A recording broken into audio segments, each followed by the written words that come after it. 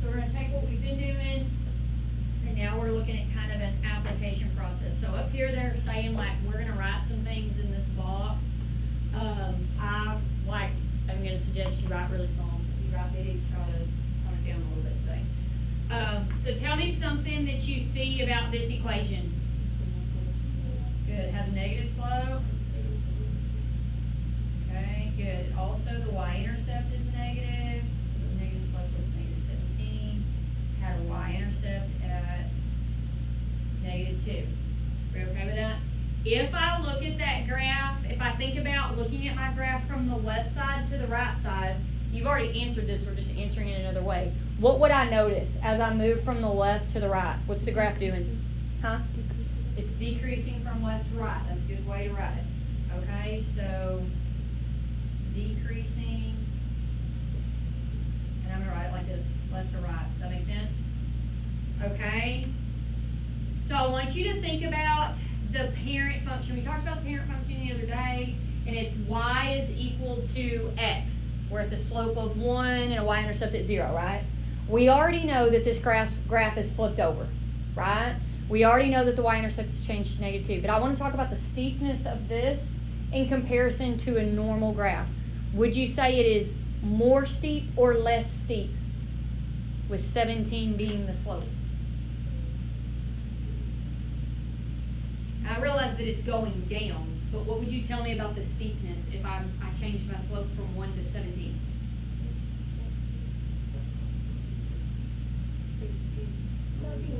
It would be more steep because it's bigger than 1, right? Yes, I know it's negative and it's going down, but it's going down really fast if the slope is 17, right? Does that make sense? So yes, it's going down, but I would say this is a steep graph. And if I think about absolute value, I would say 17 is greater than 1. And if my slope is more than 1, then it is going to be steeper. Does that make sense? In this case, we would be talking about a negative 1 because the graph's going down.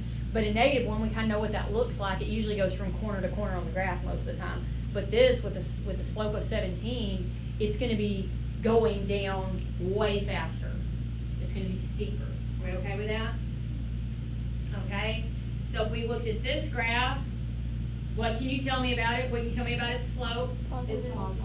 Okay, I'm going to say positive slope, and that slope is what? 3/4. What's my y-intercept here? Y-intercept is 0. Okay, tell me about in relation, okay, from left to right, what's it do? Okay, increasing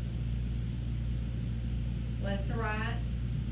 Okay, and then let's talk about the steepness in relationship to the regular graph. It's less steep. It's less steep. So I'm going to say flatter. Does that work for y'all? So I'm going to say flatter than y equals x. So most of the time when we talk about a graph, we want to talk about what does it look like in relationship to the parent function. I want y'all to get really comfortable with that term parent function. Y equals x. Y'all okay there? So we're going to write that up here. The parent function, meaning all other lines come from that graph. Everything else is just some modification of the original graph, y equals x. All right, so let's look at C. What do you know? Positive slope of, what is the slope? Yeah, it's a half. I'm going to write it as a half because I like fractions better. All right, what else? Y-intercept is at 8. Okay, from left to right, what's it doing? It's left to right. I'm going to do this. I'm going to draw this. It does that. But you're going to find I get shorter and shorter and shorter the way I write things because I don't want to write it all the way out. All right, so it goes up. Steeper or flatter than the parent? Okay, why? Okay, good. Flatter than y equals x because the slope's less than 1. Everybody okay with that? Okay, what about this? What can you tell me about the slope on this one? Somebody said it. Is it? Well, there isn't even a slope. Okay, so what will we say there? It's a zero slope. Yeah, no or zero slope. Very good. Alright. So what does this graph look like? It's a horizontal line. Good. It's a horizontal line. It has a y-intercept at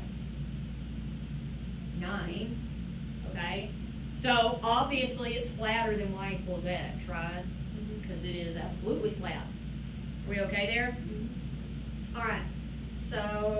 So given down here it says given the equation 6y is equal to 3x minus 18, Natalie believes that the slope is 3 and the y-intercept is 18. What's wrong with that? Why is that not true? Because it is not true. Because it says what? 6y. Because it says 6y. So what do I need to do to get it to, because here's the problem. It doesn't look like what our equation is supposed to look like. Why is this different from these up here? What's different? It has this, Sophia already said it has this 6 with a y, right? That's got to go away. What do I have to do with that? That's isolated. Okay, so I need to isolate the y, which means 6 needs to go away. By what operation? Division. So I've got to divide this by 6, this by 6, this by 6. So I have y is now equal to, what is this going to be? 1/2 x. And this is going to be minus 3. So my slope is actually a half. My y-intercept is actually -3. Okay, so I'm going to go kind of right what y'all told me. It's not in slope-intercept form. So she needs to, which we already did it, but needs to divide everything. The key is that we divide everything there by 6, which is what we did. Everybody okay? Alright, so let's take another look at it. Number 1. I cannot identify the slope or my y-intercept until my graph is in slope-intercept form. Like, that's the key. Alright, so on 1, what do we need to do to get it in slope-intercept form? You gotta Divide everything by -2. Okay, so here this is going to be y equal to, I'm going to have to write this as just -9 over 2x. And 24 divided by -2 is going to be -12. So I have a slope of -9/2. And my y-intercept is -12. Y'all be careful there when it asks you the slope. You don't need to attach an x to it. The x isn't the slope. The m is the slope. So it's just the numerical value there, just the coefficient. Y'all okay? Alright. What about this one? What do I need to do here? Yeah, I'm going to have to distribute that. So 7's going to stay where it's at. Plus this becomes what? Minus what? Minus 12. Okay, now what do I need to do? Combine. I've got to combine, so now I'm going to y is equal to 9x, looks like. Yep, -5. So my slope is 9, my y-intercept is -5. Okay. Alright, what about this one? What do I need to do? Distribute first. Yeah, we're going to distribute first, so I'm going to leave my y minus 4 for the moment is equal to -half x. Half of 8 is 4. They're both negative, so I have a positive 4. Alright, now what do I need to do? Yeah, add this 4 from over here. So I get y is equal to 1/2 x, looks like plus 8. So my slope is -half. My y-intercept is 8. Everybody okay there? Just kind of going back and refreshing on simplifying expressions. Alright. This says write an equation of the graph line below in slope-intercept form. Alright, so y equals, the y-intercept's easier to write first. What's y-intercept there? Positive 6, so I've got something plus 6. Alright, how are we going to find the slope there? You do rise of the line. Yeah. Alright, so what do you notice here? They're not the same intervals. Yeah, the intervals are different. What's the interval on y? 2. It's by 2s, so 2 boxes means I actually have 4. What's my run? 1, so my slope is 4, so I have y is equal to 4x plus 6, We okay there? Alright, so then now this says, circle the names of any student who wrote an equation that also matches the graph. Well, that means I'm gonna have to work that out, right? Alright, so for Carlos, what do I need to do? You have to isolate. Yeah, I'm gonna isolate by dividing out the negative 3. So this gives me y equal to negative 12 divided by negative 3 is positive 4. Negative 18 divided by negative 3 is positive 6. So is Carlos okay? Alright, Carlos good. Alright, Sarah Beth, what do we do first? Distribute that, so I'm going to bring down my negative 2 plus looks like 4x minus 6. Now, You would have to combine that. I'm going to combine, I'm in with y is equal to 4x minus 8. That's a no. Alright, what about Keegan? I'm distributing first, so y minus 3 stays. 1/3 of 9 is 3. 1/3 of 12 is going to be 4x. Now I need to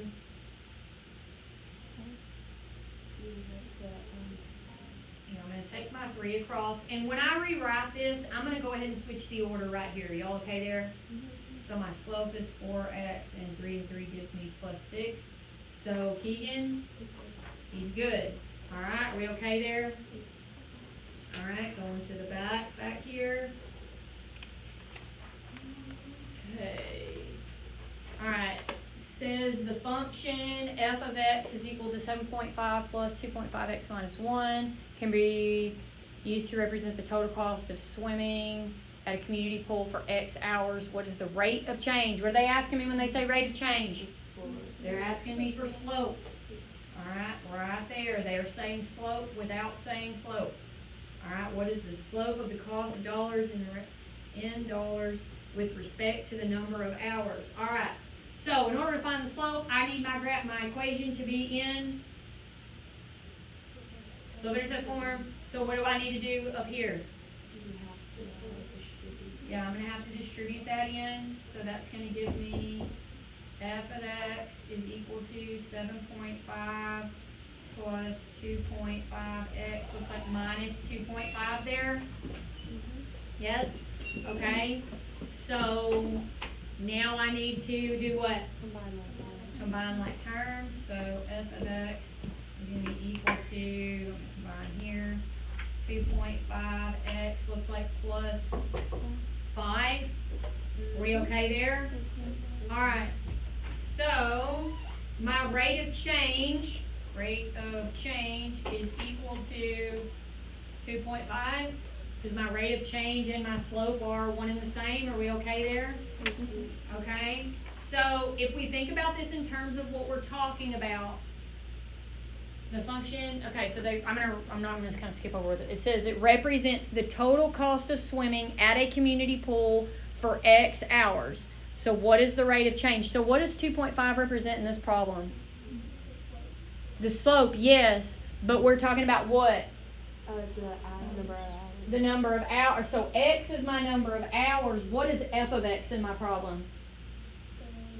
It's the dollars, the total cost. Good. All right, so if we think about what that equation looks like, we got 2.5x plus 5. X is hours, right? Mm-hmm. So if we're attaching x to something, something's happening every hour. What's happening every hour? Oh, the price. So what does it represent? Because it's not just 2.5, it means something. What is 2.5 in this problem? It's the total cost. It's the money, it's the rate at every what? Hour. Okay, what is the 5 then? It's like an initial. Yeah. Yeah, when you walk in, they're going to make you pay, and then they're going to pay you by the hour. So my rate of change in this problem is $2.50 per hour. Does that make sense? Because a lot of times, remember, they ask us those questions in context. So we have to be able to explain, what does 2.5 mean? What does the 5 mean? What does the x mean? What is f of x? And they tell us that in the problem, but when we get to the end, we got to be able to put all that together. Are we okay there? Mm-hmm. Okay. Create a graph of each of the equations. All right, so in order to put it on the graph, I need it in what form?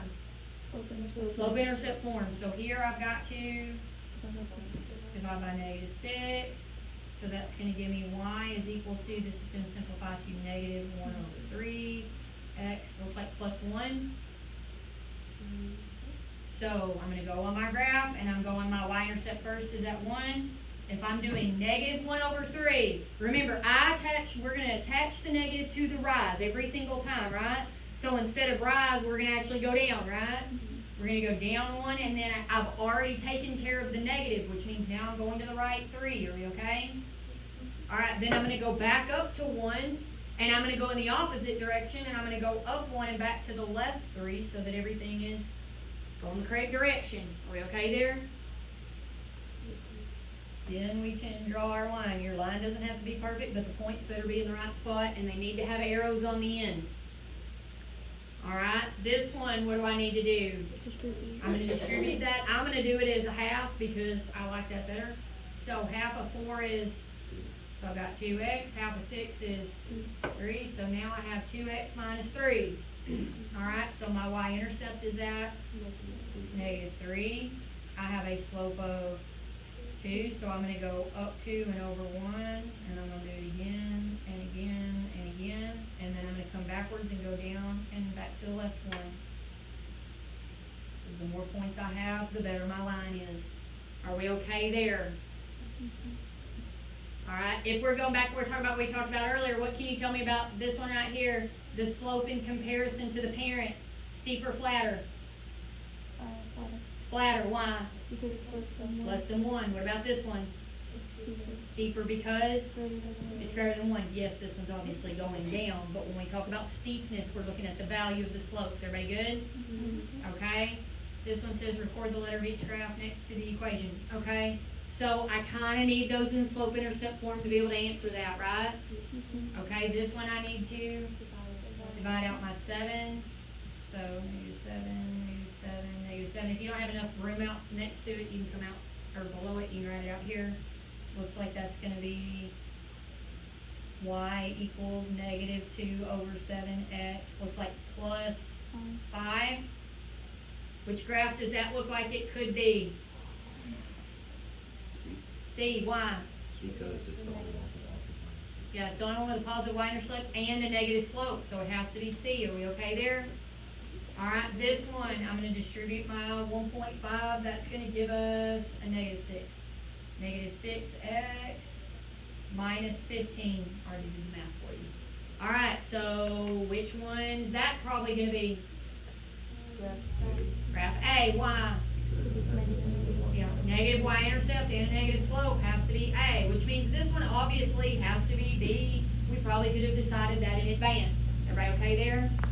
Alright, Ted's coin jar is $145 worth of quarters inside. He plans to buy 50 cents, buy one 50-cent candy bar from a convenience store each day. Write a function to represent the value of the jar after purchasing candy bars X number of days. Alright, what's my y-intercept going to be there? 145. What's my slope going to be there? 0.5. So how am I writing that?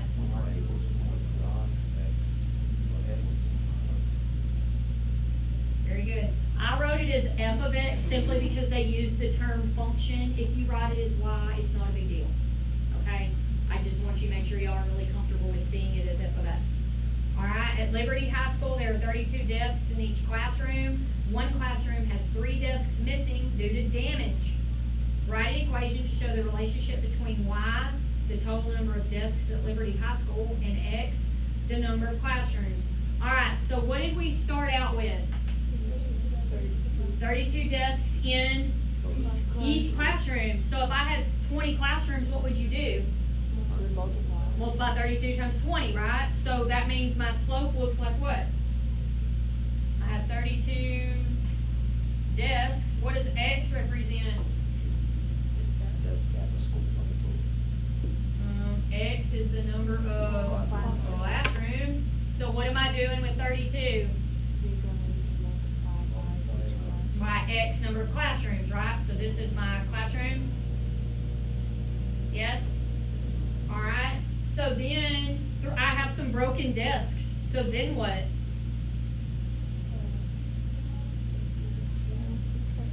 I'm going to subtract 3. Do y'all agree? Yeah. Okay, so the question I guess is, I don't subtract 3 from every classroom, I subtract 3 from the total. Are we okay there? Alright, so that would end up looking like y is equal to 32x minus 3. Are we okay there? Alright, we'll finish the last problem in class tomorrow.